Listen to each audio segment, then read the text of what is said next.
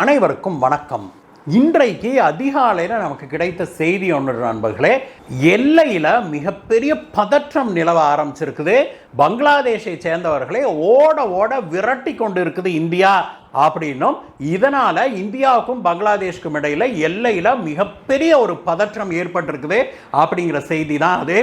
என்ன நடக்குதாங்க, எதனால இந்த பதற்றம், இதை பற்றி இன்னைக்கு பார்க்கலாம் நண்பர்களே. வாங்க.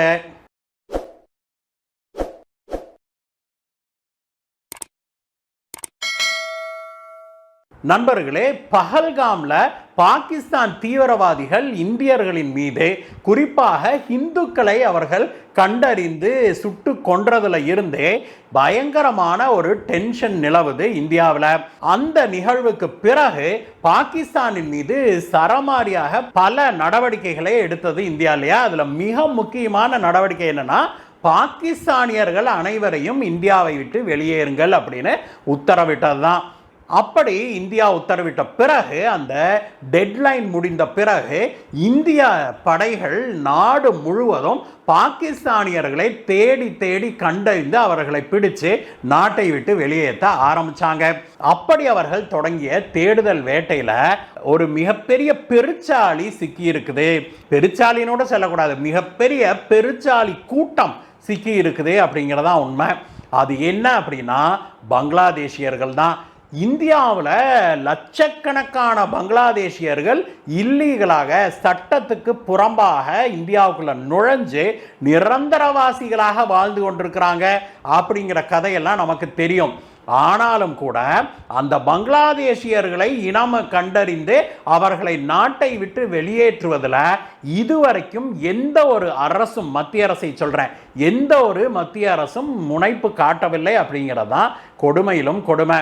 குறிப்பாக காங்கிரஸ் ஆட்சி நடந்த காலகட்டத்தில் எல்லாமே சிவப்பு கம்பளம் விரிக்காத குறையாக பங்களாதேஷியர்களை இந்தியாவுக்குள் அனுமதிச்சுக்கிட்டு இருந்தது காங்கிரசுடைய மத்திய அரசாங்கம். அதே போலதான் மேற்கு வங்கத்துடைய சீஃப் மினிஸ்டராக இருக்கிற மம்தா பானர்ஜி இன்றைக்கு வரைக்கும் வங்கதேசத்தினருக்கு இல்லீகலாக இந்தியாவுக்குள்ள வருவதற்கு சிவப்பு கம்பளம் விரிச்சுக்கிட்டு இருக்கிறாரு அப்படிங்கிறத பார்க்கிறோம். ஏன் இப்படி நடக்குது? எந்த நாடாவது பக்கத்து நாட்டை சேர்ந்தவர்களை, வெளிநாட்டை சேர்ந்தவர்களை வா வான்னு இப்படி இருகையை நீட்டி வரவேற்குமா? அதுவும் சட்டத்துக்கு புறம்பாக வந்தாலும் பரவாயில்ல, வா அப்படின்னு யாராவது கூப்பிடுவாங்களா? இது மிகப்பெரிய முட்டாள்தனம் அல்லவா அப்படின்னு கேட்டிங்கன்னா, ஆமாம் நண்பர்களே, உண்மைதான். ஆனால் என்ன பண்ணுறது, இந்தியாவுடைய காங்கிரஸ் அரசாங்கமும் இந்தியாவுடைய வெஸ்ட் பெங்காலுடைய சீஃப் மினிஸ்டராக இருக்கிற மம்தா பானர்ஜியும் அவருடைய கட்சி ஆட்களும் இதை ஒரு பாலிசியாகவே செய்து வர்றாங்க. இதற்கு முன்பு காங்கிரஸ் அசாமை ஆண்டபோது அசாமுக்குள்ள இதே மாதிரி தான் பங்களாதேஷியர்களை மிகப்பெரிய அளவில் அனுமதிச்சாங்க. அது எந்த அளவுக்கு போயிருக்குது அப்படின்னாக்க, இன்றைக்கு அசாம்ல வாழுகிற அந்த ஸ்டேட் மக்கள் இருக்காங்களே, அசாமியர்கள், அவர்களையோட இந்த இஸ்லாமிய பங்களாதேஷியர்கள் அதிகமாக இருக்கிறாங்க. கிட்டத்தட்ட 60% மேலாக பங்களாதேஷியர்கள் அங்கே குடியேறிட்டாங்க அப்படின்னும், அதனாலேயே இன்னைக்கு அசாமில் நிம்மதி இல்லாமல், அமைதி குலைந்து, எதற்கெடுத்தாலும் பிரச்சனை அப்படின்னு ஓடிட்டு இருக்கிறத நாம் பார்க்க முடியுது. சரி, எதற்காக இந்த மம்தா பானர்ஜியும் காங்கிரஸ் அரசாங்கங்களாம் இதை அனுமதிச்சது அப்படின்னாக்க, ரொம்ப வேடிக்கையான ஒரு காரணம் நண்பர்களே. அது என்னன்னா, ஓட் பேங்க் பாலிடிக்ஸ் அப்படிங்கிறதான். வாக்கு வங்கி அரசியலுக்காக இதை அவர்கள் தொடர்ந்து ஒரு பாலிசியாகவே வைத்து செய்துகிட்டு வர்றாங்க அப்படிங்கிறதான் உண்மை. இஸ்லாமியர்கள் தங்களுக்கு தான் வாக்களிப்பாங்க அப்படின்னு காங்கிரஸும் அந்த மம்தா பானர்ஜியுடைய கட்சியும் தீவிரமாக நம்புது. அதனால இஸ்லாமியர்களுடைய வாக்கு வங்கியை எப்படி வேகமாக அதிகரிப்பது, இஸ்லாமிய நாடான வங்கதேசத்திலிருந்து அவனுங்களை உள்ள விடு, சௌரியத்துக்கு விடு, எந்த கண்ட்ரோலும் கிடையாது, விடு அப்படின்னு சொல்லி இந்தியாவுக்குள்ள இப்படி அவர்களை அனுமதிச்சிருக்கிறாங்க. இது வெஸ்ட் பெங்காலில் மட்டுமோ அல்லது அந்த எல்லை மாநிலங்களில் மட்டுமோ நடக்குதுன்னு கூட நாம் சொல்ல முடியாது. ஏன் தமிழகத்தில் எடுத்தீங்கன்னா பல இண்டஸ்ட்ரீஸ்ல, ஏன் திருப்பூர், கோயம்புத்தூர், கரூர் ஆகிய பல இடங்கள்ல இவனுங்க வடநாட்டுக்காரங்க அப்படின்னு நம்ம பொதுவாக சொல்லிடுறோம், வேலைக்கு வர்றாங்க இல்லையா, அதுல நிறைய இல்லீகல் பங்களாதேஷிஸ் இருக்கிறாங்க அப்படிங்கிறத நாம் உணர முடியுது. இப்பொழுது இந்தியா அவர்களை இனம் கண்டறிந்து அவர்களை பிடிக்க தொடங்கி இருக்குது, நாடு கடத்த ஆரம்பிச்சிருக்குது. சென்ற வாரம் கூட திருப்பூர்ல இதே மாதிரி ஒரு ஃபேக்டரியில 20க்கும் மேற்பட்ட இல்லீகல் பங்களாதேஷ்காரங்களை பிடிச்சதை பார்க்கிறோம்.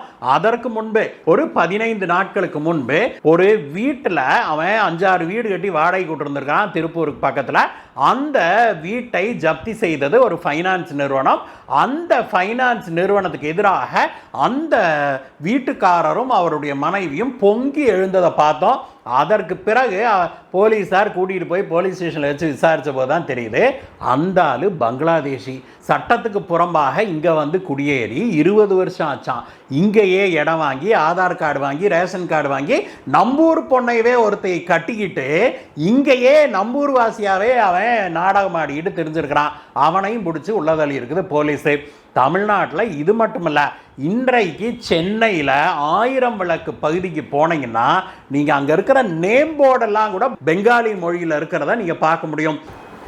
நம்மள பலருக்கும் அது பெங்காலி மொழி அப்படின்னு தெரியறதில்ல, ஏதோ ஒரு வடநாட்டு மொழி, ஹிந்தின்னு நினச்சிக்கிறோம் பொதுவாக. ஆனால் நீங்கள் அங்கே போனீங்கன்னா தெளிவாக அங்கே கடையை வாடகைக்கு எடுத்து நடத்துகிறவங்க, பில்டிங் வாங்கி கூட செட்டில் ஆகிருக்கிறாங்க நிறைய பேர்.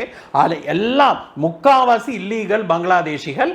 அந்த பகுதி முழுவதுமே பங்களாதேஷிகளுடைய சாம்ராஜ்யமாக மாறிடுச்சு அப்படிங்கிற பார்க்குறோம். தமிழ்நாடு எங்க இருக்குது, பங்களாதேஷ் எங்க இருக்குது? தமிழ்நாட்டிலேயே இந்த அளவுக்கு அவங்க சுதந்திரமாக திரிகிறாங்க, இந்த அளவுக்கு அவங்கெல்லாம் வந்து வீடு வாசல் வாங்கி, கடை வாங்கி, வாடகை கூட்டு, மெஸ்ஸு நடத்தி, ஹோட்டல் நடத்திக்கிட்டு உட்கார்ந்து இருக்கிறாங்க அப்படின்னா அப்ப வெஸ்ட் பெங்காலுடைய நிலைமையை நினைச்சு பாருங்க. இவர்களை எல்லாம் கண்டறிந்து நாடு கடத்தணும் அப்படிங்கிற முடிவை இந்தியா இப்பொழுது திடமாக எடுத்திருக்குது. இதுதான் ஆபரேஷன் சிந்தூருடைய ஒரு சைடு எஃபெக்டாகவே நம்ம கருத முடியுது.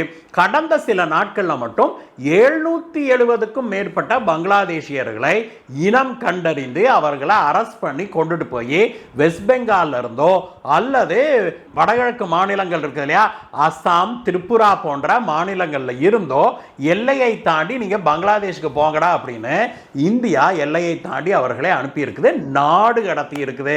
இப்படி இந்தியா சரமாரியாக பலரையும் தினம் 100 பேர் 200 பேர்த்த நாடு கடத்துறதை பார்த்து பங்களாதேஷ் பயங்கர டென்ஷன் ஆகிருக்குது. நேற்று முன்தினம் பங்களாதேஷுடைய ராணுவ அதிகாரி ஒருத்தர் ஒரு அறிக்கை ஒன்று வெளியிட்டார். அதுல இந்த மாதிரி பங்களாதேஷியர்கள்னு சொல்லி யார் யாரையோ எங்க நாட்டுக்குள்ள தள்ளுறத நாங்க அனுமதிக்க மாட்டோம் அப்படின்னு. எப்படி யார் யாரையோ இந்தியா வந்து பங்களாதேஷின்னு சொல்லி அவனுங்க நாட்டுக்குள்ள தள்ளுதான். இதெல்லாம் கேட்கறதுக்கு எவ்வளவு வேடிக்கையாக இருக்குது. ஆனால் அப்படித்தான் பேசிக்கிட்டு இருக்கிறானுங்க இந்த பங்களாதேஷியர்களாம். இதோட நிறுத்தக்கூடாது இந்தியா அப்படிங்கிறதான் பல வல்லுநர்களும் சொல்லுகிற ஒரு விஷயமாக இருக்குது. அங்கே அமெரிக்காவில் அதிபர் ட்ரம்ப் எப்படி இந்த இல்லீகல் இமிகிரன்ஸை இனம் கண்டறிந்து நாடு கடத்துகிறாரோ அதே போல இந்தியா செய்ய வேணும். பங்களாதேஷியர்களை இப்படி 5, 10, 100ன்னு பிடிச்சாலாம் வேலைக்காகாது. நீங்கள் என்ஆர்சிலாம் எடுத்து அதற்கு பிறகு இந்தியாவில் குடியேறி இருக்கிற இந்த லட்சக்கணக்கான பங்களாதேஷியர்களை இனம் கண்டறிந்து அப்படியே அவர்களை அவர்களுடைய நாட்டுக்கு விரட்ட வேணும் அப்படிங்கிறதான் நம்முடைய அவாவாகவும் இருக்குது. பல வல்லுநர்களும் இதைத்தான் சொல்றாங்க. இந்த விஷயத்தை பற்றிய உங்களுடைய கருத்து என்ன நண்பர்களே? இப்படி இல்லீகலாக உள்ளே நுழைந்திருக்கிற பங்களாதேஷியர்களை நாம் நாடு கடத்துவது சரியா? இவர்கள் இஸ்லாமிய தீவிரவாதத்துக்கு ஆதரவு அளித்துக் கொண்டிருக்கிறார்கள், பாகிஸ்தானுக்கு ஆதரவு அளித்துக் கொண்டிருக்கிறார்கள் அப்படின்லாம் ஒரு வாதம் இருந்தாலுமே கூட எல்லாவற்றையும் மீறி சட்டத்துக்கு புறம்பாக அவர்கள் இந்தியாவுக்குள் நுழைந்திருக்கிறார்கள். அவர்களை நாடு கடத்துவது அப்படிங்கிறது சரியான முடிவா? இந்தியா செய்திருப்பது சரியா? இதை பற்றிய உங்களுடைய கருத்துக்களை சொல்லுங்கள் நண்பர்களே. மீண்டும் உங்களை வேற வீடியோ சந்திக்கிறேன் கைஸ். Bye bye.